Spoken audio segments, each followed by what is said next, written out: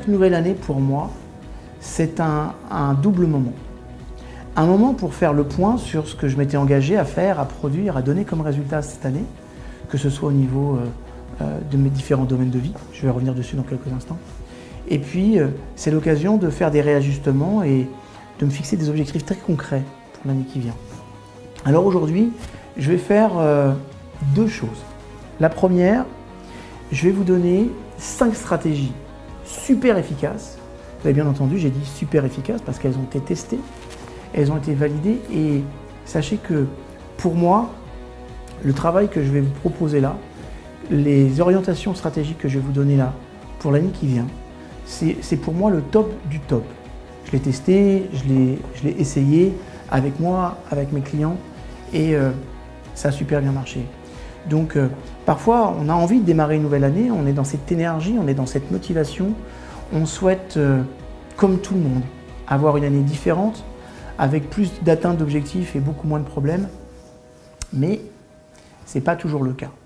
Et les bonnes résolutions du début de l'année, vous allez vous rendre compte qu'au plus tard, en avril, elles ont complètement disparu. Mais c'est très souvent qu'en fait, on n'a pas mis suffisamment de réflexion stratégique. Donc, premièrement, je vais vous expliquer 5 stratégies claires qui reposeront sur nos différents domaines de vie, d'accord, pour vous aider à mettre en place la meilleure année de votre vie. Et puis la deuxième chose dont je voudrais vous parler aujourd'hui, c'est un séminaire. Un séminaire est quelque chose, un coaching, voilà. Le terme exact, c'est un coaching qui est proposé par mon frère de cœur canadien qui s'appelle Martin Latulippe.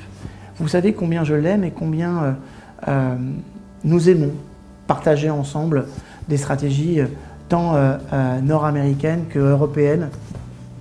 Et je vous parlerai de ce que Martin a fait, de ce que Martin propose.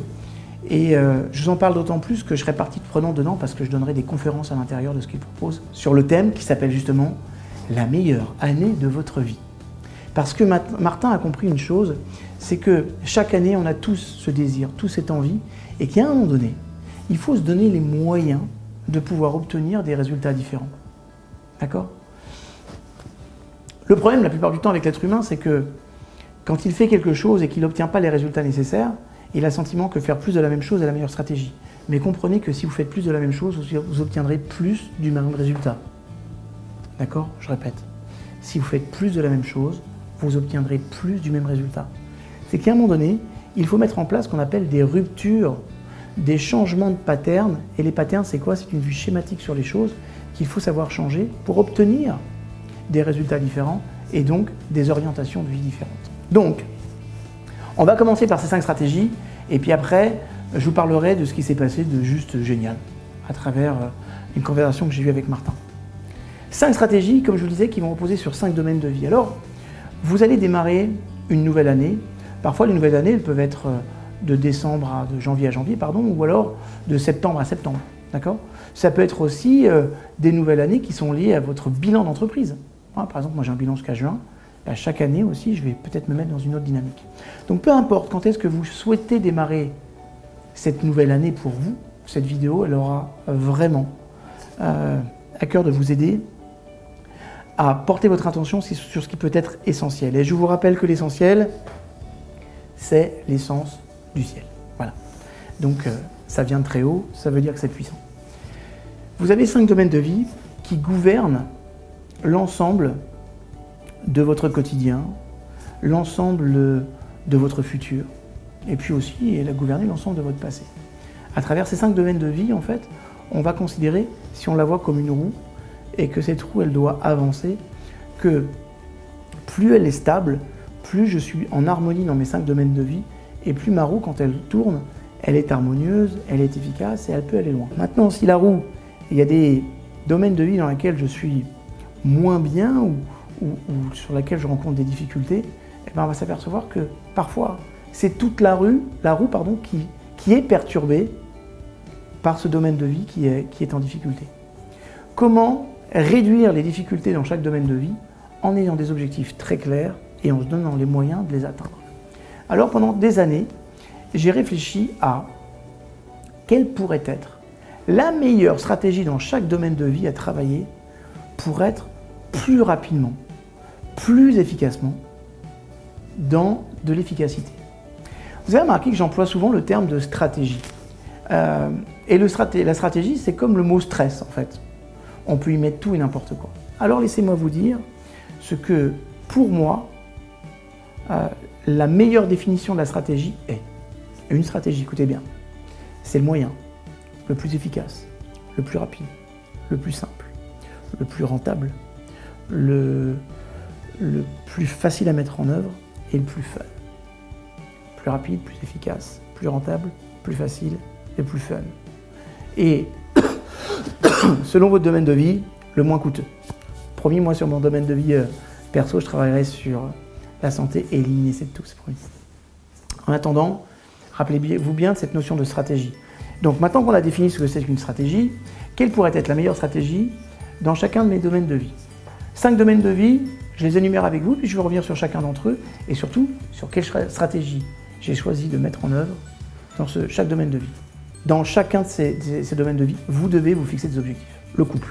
Alors, pour le couple, quel objectif je pourrais me fixer et qui me permettrait de faire passer celui-ci à un niveau supérieur? Plutôt que de vous fixer un objectif, je vais vous demander de vous fixer comme objectif de mener une réflexion permanente. Permanente, ça veut dire quotidienne. Et posez-vous la question en vous levant.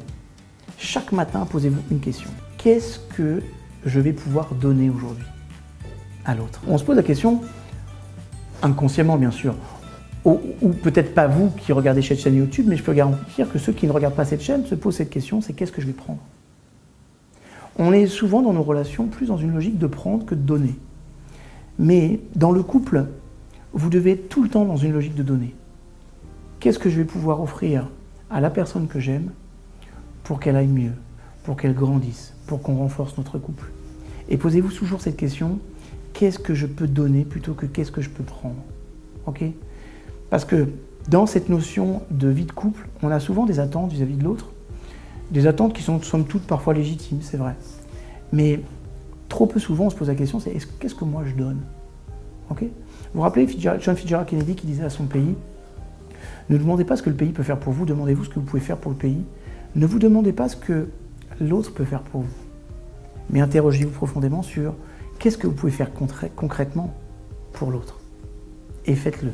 Et le petit PEC plus, comme diraient mes amis canadiens, et encore plus mes extraordinaires amis du Québec, ce PEC plus-là est très important. Posez-vous une question majeure. Qu'est-ce que je peux faire pour la rendre heureuse ou heureux? Et surprenez-les. Très régulièrement, surprenez-les dans votre mode de fonctionnement positif, naturellement. Donc, première stratégie, le couple. Qu'est-ce que je donne plutôt que qu'est-ce que je prends? Le deuxième domaine de vie, c'est le travail. Le travail, c'est important dans la vie parce qu'on travaille dans une entreprise ou qu'on soit indépendant, qu'on ait sa propre entreprise, en fait, on est tous confrontés au fait de passer de nombreuses heures à focaliser notre attention, notre esprit sur notre job. Et ça m'est arrivé un nombre incalculable de fois d'observer ces personnes qui fonctionnaient. Et moi, j'aime bien, quand une personne réussit, me poser la question, c'est quoi son secret? Je me pose aussi cette question sur quand elle échoue. Okay? Parce que je pense que l'observation de ces deux dynamiques sont tout aussi importantes et riches d'informations. Mais j'ai observé quelque chose sur les gens qui travaillent. Et vous savez, dans des entreprises, il y a des personnes... comment vous le dire? Je sais que dans le monde de l'entreprise, on est rendu à une dynamique dans laquelle on sait que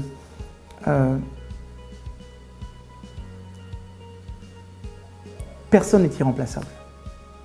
Ok? C'est ce qu'on pense. Moi, je pense le contraire. Je pense que chacun de nous, on est irremplaçable. Mais on n'est pas indispensable. D'accord? La façon de faire de David Lefrançois sera la façon de faire de David Lefrançois. Je fais mon job, j'enseigne par exemple dans mon institut de coaching, j'enseigne à ma façon, à ma pédagogie, avec ma philosophie, avec les choses que j'ai envie de transmettre en arrière-plan. Et c'est moi, vous voyez ce que je veux dire? Donc, Est-ce que je suis remplaçable? Je pense que je peux être remplacé par de bons formateurs, et il y a des formateurs de mon institut qui, dans leur domaine, sont super plus compétents que moi. D'accord? Donc, mais dans mon domaine, dans la façon de ce que je vais faire, moi, quelque part, en tant que David Lefrançois, je suis irremplaçable. En revanche, je ne suis pas indispensable. D'accord? En cumulant des talents, on peut donner exactement la même information pour peu qu'on ait formé les bonnes personnes. Mais plus encore, ce que j'observe, c'est qu'il y a des personnes qui, dans le monde de l'entreprise, on a le sentiment que, pour le coup, elles sont indispensables. Elles ont une image perçue des autres qui est tellement bonne qu'on se dit « Oula, si lui ou elle n'est pas là, ça ne peut pas fonctionner ». Et une fois encore, que vous travaillez dans une entreprise ou que vous soyez indépendant ou dirigeant d'entreprise, peu importe, la logique est la même, tout le temps. Ceux qui réussissent, écoutez-moi bien, la stratégie elle est là. Ceux qui réussissent se posent toujours la question « Qu'est-ce que je peux faire pour apporter plus de valeur ajoutée ?» Il y a une vidéo que je vous recommande si vous ne l'avez pas encore vue qui s'appelle « Le kilomètre de plus ». Mes amis canadiens m'avaient appris ça, et d'ailleurs ça venait de la Bible, qui disait que à chaque fois qu'une personne te demande de faire 1 kilomètre avec elle, fais-en 2. Donne toujours plus que ce qu'on attend de toi. Ça, c'est une super attitude. C'est vraiment une attitude gagnante. Mais, je vous dis, à chaque fois que vous allez réfléchir sur comment je pourrais faire pour apporter plus de valeur ajoutée dans mon job, en termes de relations, en termes de contenu, en termes de produits, en termes de présence, en termes de qualité, en termes d'excellence, juste le fait d'être dans cette logique et de tout faire pour y répondre derrière, vous allez voir que vous allez avoir une perception de vous qui va être juste incroyable. Ça, mes seigneurs, ça s'appelle le personal branding. Ça veut dire quoi? C'est-à-dire que quand ce que je suis est rendu au niveau d'une marque personnelle. C'est-à-dire que la personne est devenue sa propre marque. Et ça, c'est important. D'accord? La qualité, la valeur perçue, elle transcende tellement qu'il y a certaines marques qui... Regardez, prenez l'iPhone, prenez Mac, par exemple. Les produits sont bons, mais les produits concurrents sont très très bons aussi. Et en vérité, ça m'est arrivé d'avoir un Samsung Galaxy Note, et ouais, je suis passé à l'ennemi, comme dirait mon épouse. J'étais plutôt satisfait de la bête, hein, en fait, en vrai. Après, j'avais des problèmes de communication avec mes autres ordinateurs. C'est un détail. Mais la qualité du produit était bonne. Maintenant, Apple a réussi à te donner une philosophie d'approche autour du produit qui fait que tu as le sentiment de ne pas être la même personne quand tu l'utilises. De ne pas faire partie du même groupe. De faire partie à ces personnes qui, justement, pensent le monde différemment, puisque c'est leur plus beau slogan. Think different. Donc, ça veut dire quoi? Ça veut dire que c'est la valeur ajoutée et la façon dont ils le vendent, qui va faire toute la différence. Donc, posez-vous cette question. Si j'étais une marque, qu'est-ce qu'on dirait de moi? Et qu'est-ce que je pourrais apporter comme valeur différente pour que ma marque personnelle soit perçue différemment? D'accord? On a fait le couple, on a fait le travail, on va faire l'épanouissement personnel. C'est quoi s'épanouir personnellement? C'est en fait travailler sur 3 sphères importantes. Physique, mental, émotionnel. Simple. Au développement personnel, le vrai développement personnel intègre ces 3 sphères-là minimum. La sphère physique, mentale, émotionnelle. Alors, pour chacun de ces points-là, je vais vous donner, moi, une ligne directrice que je vous conseille vraiment de mettre en place. Et si vous le faites déjà, tant mieux. Si vous ne le faites pas encore, eh ben, prenez l'engagement de le faire pour l'année prochaine et juste, en bas de cette vidéo, donnez-moi les commentaires sur en quoi ça a changé votre vie. Parce que les petits outils que je vais vous donner peuvent être simples, ou les conseils que je vais vous donner sont simples, mais redoutablement efficaces. Parlons du physique. Vous savez que l'intégralité des neurotransmetteurs qui sont fabriqués dans le cerveau, une grande partie, en tout cas, très très grande partie, est fabriquée dans les intestins. C'est promis, très prochainement, je vous ferai une super vidéo sur le deuxième cerveau, parce que c'est aussi quelque chose qui me passionne beaucoup. Et quand on voit que une grande partie de nos neurotransmetteurs sont fabriqués ici, on a intérêt d'avoir une machine parfaite au niveau intestinal. D'accord? On pense que c'est la même nourriture qu'hier, mais nous savons, vous et moi, que la nourriture d'aujourd'hui, c'est plus du tout la même. Quand je mange du pain aujourd'hui, le blé d'aujourd'hui a 40 fois plus de gluten qu'il n'y a simplement 10 ans, dans des sphères qui ne sont absolument plus acceptables pour l'intestin. Et ça a pour conséquence, ça, mes seigneurs, que ça va rendre votre système intestinal poreux, il ne va plus faire son travail, et en tout cas la fabrication des neurotransmetteurs va être grandement remis en question. D'accord? Donc, il y a 3 très grands agents hyper agressifs pour l'intestin. Alors, je vous fixe un challenge. Cette année, je vous demande de réduire de moitié, vous avez entendu? De moitié, 50%, le sucre, le gluten et le lactose. Le sucre, le gluten et le lait. Juste mettez ça en place et observez ce qui se passe dans votre vie. Vous savez, je vais même aller plus loin. Très souvent, et même ici, j'ai observé qu'en Israël, on venait souvent me parler d'enfants qui avaient des troubles de l'attention et de l'hyperactivité, les fameux TDAH, d'accord? Et à chaque fois, on me dit, mais ils veulent mettre mon enfant sur Ritaline. Ouais, c'est peut-être une solution, ok?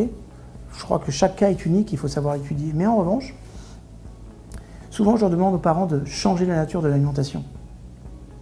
Alors je sais, quand on regarde la télé, la publicité, si vous êtes une bonne mère ou un bon père, on vous transmet une publicité qui s'appelle Nutella. Et qu'est-ce qu'on va vous dire? Une bonne tranche de pain, un bon verre de lait et du Nutella. Et là, vos enfants seront aux anges.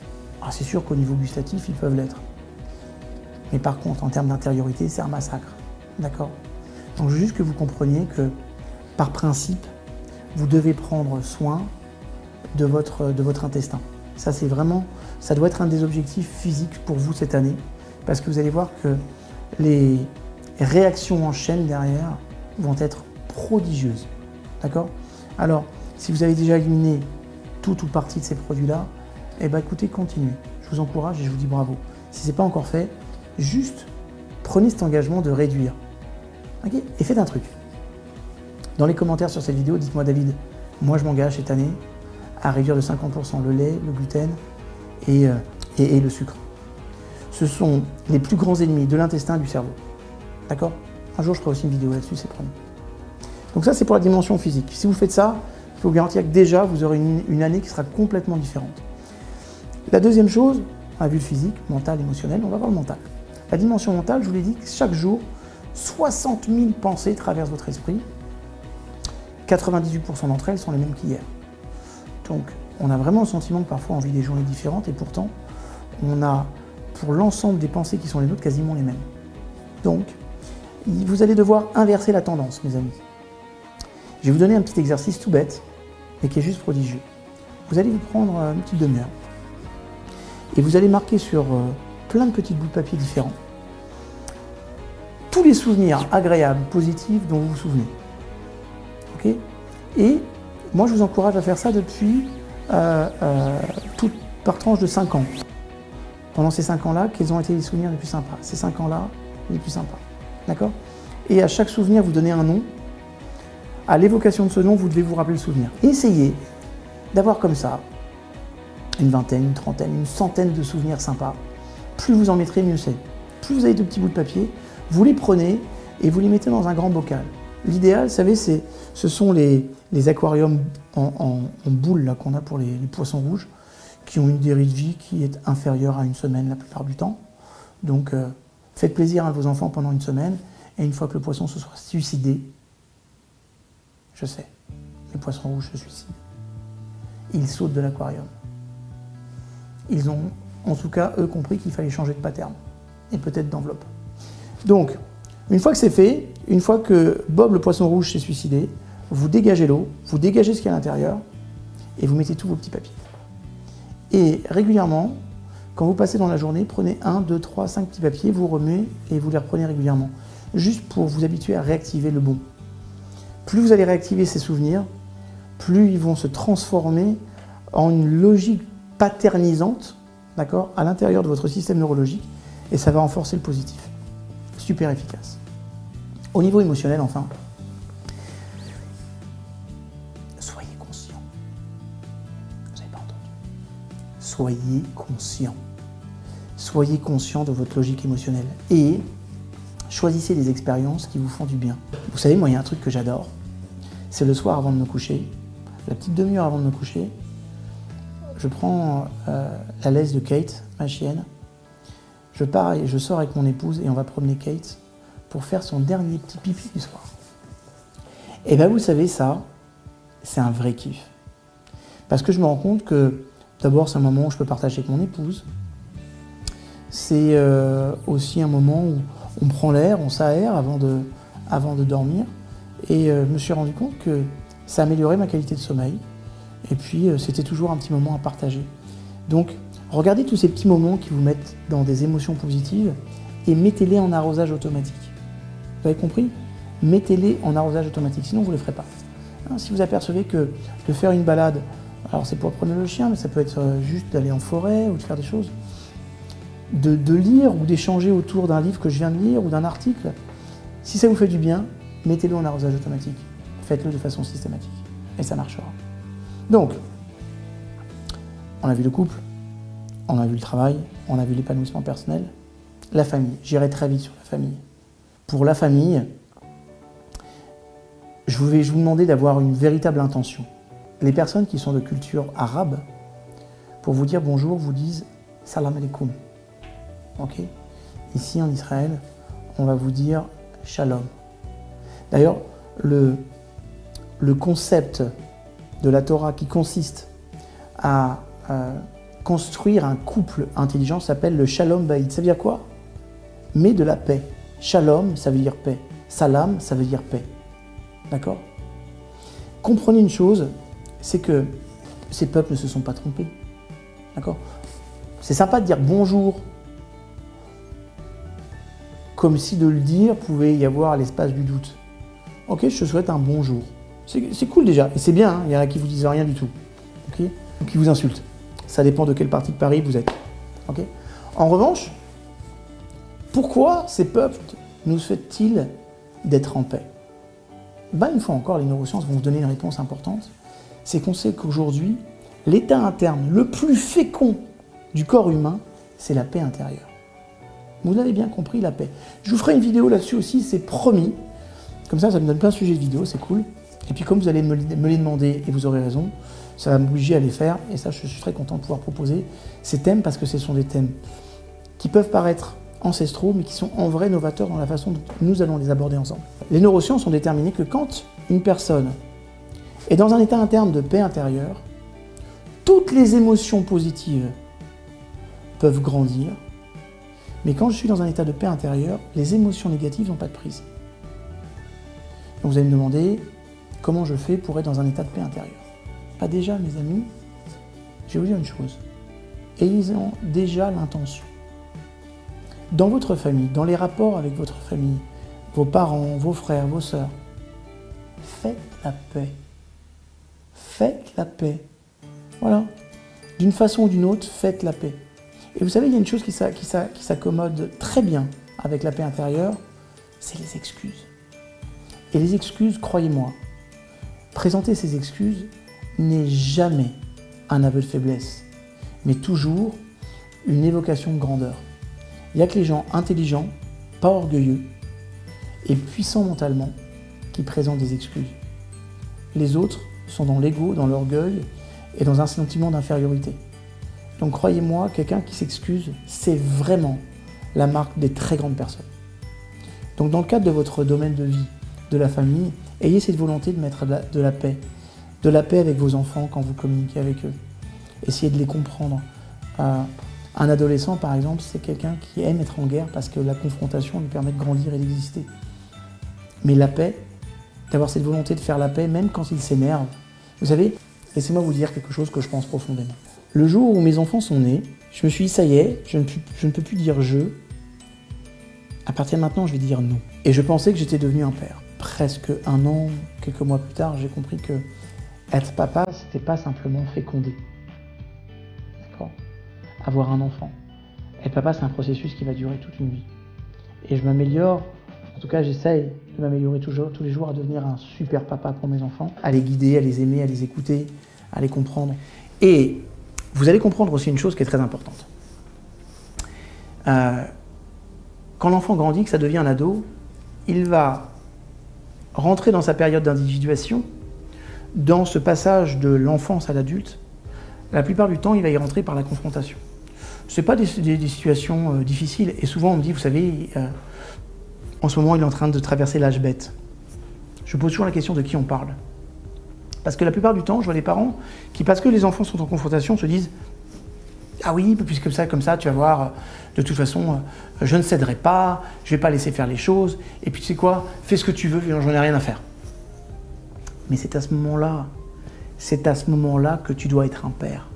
C'est à ce moment-là que tu dois être dans la patience. Et c'est à ce moment-là, mes amis, que vous devez tout faire pour mettre de la paix dans la relation. Parce que s'il y a de la paix dans la relation, l'enfant, il vous écoutera. Si vous avez la volonté de dire « Je comprends ton point de vue, juste, on va y aller sur un terrain sur lequel j'ai pas envie d'être en guerre avec toi. Je comprends ton point de vue, je comprends, et tu as le droit de ne pas être d'accord. Mais laisse-moi aussi t'exprimer mon point de vue, et puis on va essayer de voir trouver un compromis. On va chercher un espace d'échange. Mais c'est à ce moment-là que vous devez être un papa. C'est à ce moment-là où vous devez ne pas lâcher l'affaire, être présent. Parce que c'est là où vous devenez un bon père ou un mauvais père. Une bonne mère ou une mauvaise mère. D'accord? Quand on aime les personnes, on est présent, même et surtout dans les périodes difficiles. Et là, c'est des périodes difficiles. D'accord? Mais si vous avez l'intention permanente de mettre de la paix dans tout ça, d'accord? Ça va favoriser la communication, et puis vous laisserez tomber les espèces de modes de fonctionnement et de comportement qui reposent sur l'orgueil. Ah oui, eh ben tu vas voir, je ne laisserai pas, et je sais que j'ai raison, je tiendrai bon. À quoi ça sert? Il y a un moment donné, l'important c'est pas de savoir qui a raison ou tort, mais ce qui est vrai. Et ce qui est vrai, c'est que la plupart du temps, les conflits, ça tue une famille. D'accord?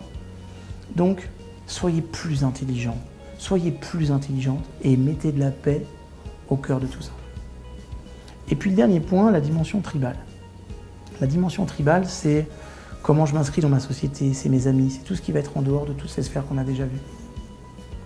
Un premier conseil, donnez de l'argent, donnez de votre temps, soyez super généreux dans votre communauté, avec vos amis, avec les personnes qui en ont besoin autour de vous.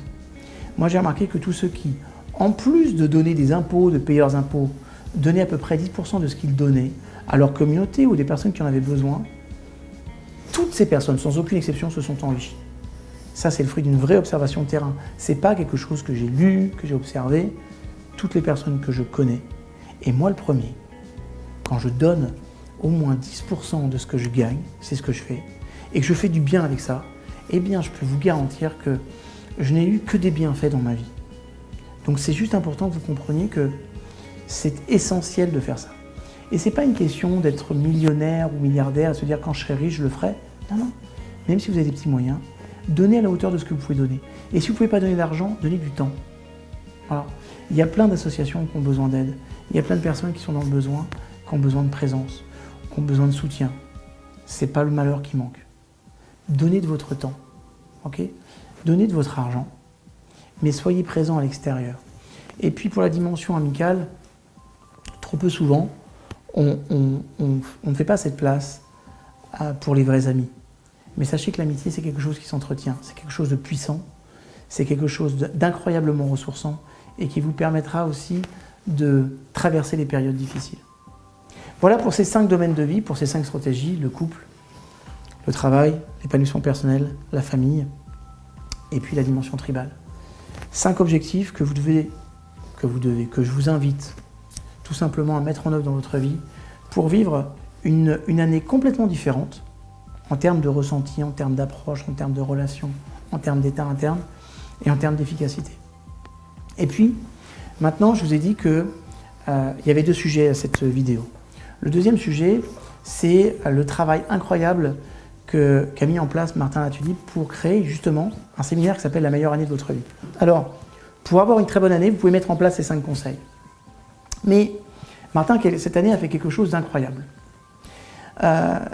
Il a communiqué auprès de toute sa base, Facebook, c'est plusieurs dizaines de milliers de personnes, et il leur a juste dit, voilà, dites-moi, quelles sont pour vous les 5-10 personnes les plus influentes, les leaders du monde francophone dans tout ce qui va être web, infoprenariat, développement personnel, psychologie. Et faites-moi remonter cette information. Et il a gardé 15 des personnes qui ont été les plus plébiscitées par ces dizaines de milliers de personnes. Et vous savez quoi, la bonne nouvelle? Je fais partie de ces 15 personnes. Juste extraordinaire. Et à chacun de ces 15 personnes, il leur a posé une question. J'aimerais que vous m'offriez quels sont les principes, les techniques, les outils que vous pourriez conseiller aux personnes pour vivre la meilleure année de votre vie. Il a compilé ça dans un livret qu'il offre gratuitement. D'accord? Donc déjà, il y aura un lien juste en dessous de cette vidéo. Cliquez dessus. Ça vous mettra directement sur le lien de Martin. Il vous offre plusieurs vidéos avec des stratégies aussi de transformation qui sont juste incroyables, incroyablement percutantes. Et vous savez ce que j'aime, moi, chez Martin, c'est l'écouter. J'aime son accent, j'aime sa gentillesse, j'aime sa fraîcheur, j'aime son authenticité. Et pour le connaître comme un ami pourrait connaître un grand ami, c'est vraiment quelqu'un qui incarne toutes les valeurs qu'il expose ici. Et c'est aussi pour ça profondément que je l'aime. Donc déjà, Martin, si tu regardes cette vidéo, sache que je t'aime. Et pendant des années, moi, je me suis posé la question, qu'est-ce que je pourrais faire pour avoir du soutien dans la mise en œuvre de tout ce que je vais apprendre? Alors déjà, vous allez avoir gratuitement accès à plusieurs vidéos que Martin offre. Ensuite, vous allez avoir gratuitement accès à ce livret où ces 15 experts, et des experts de folie, qui vont vous parler du bonheur, qui vont parler de la réussite, qui vont parler des neurosciences. Un grand, très, très grand cadeau à se faire. D'accord? Et c'est gratuit. Et puis enfin, peut-être que parmi vous, il y a des personnes qui pourraient se dire « Ok, moi j'ai déjà essayé de mettre en place tout ça, mais ça n'a pas fonctionné. » Vous savez ce qui vous manquait? Un coaching, un accompagnement, une formation qui s'installe sur la durée. Et sachez que Martin a mis justement en place cette formation qui s'appelle La meilleure année de votre vie, qui vous donne semaine après semaine des informations, de la formation, des outils. C'est juste incroyable, ça va vous mettre dans une belle dynamique. Et il a une super offre à vous proposer. D'accord? Mais ne serait-ce que pour tout ce qui est gratuit, allez-y. Allez-y à fond, allez chercher l'information, parce que déjà, ça c'est de la bombe atomique. Et si vous en avez les moyens, la formation est à proposer à un prix incroyablement bas parce que je sais la formation et le contenu qu'il va donner à l'intérieur, et je peux vous garantir que c'est incroyablement bas pour ce qu'il va donner. Intéressez-vous à la meilleure année de votre vie, et je peux vous garantir que si vous changez cette année prochaine, c'est toutes les autres années qui vont changer. Parce que chaque année, vous vous rappelez, 98% de mes pensées sont les mêmes qu'hier. Donc si je mets en place des nouvelles pensées, voilà. Et le grand Rabbi Lubavitch disait un truc très bien. Il disait, vous devez allier pensée, parole, action. Et si vous pensez bien, tout ira bien. Voilà. Voilà ce que je vous demande de faire cette nouvelle année. Aligner pensée, parole, action. Et assurez-vous d'avoir des bonnes pensées, de mettre en place les stratégies que je vous ai données.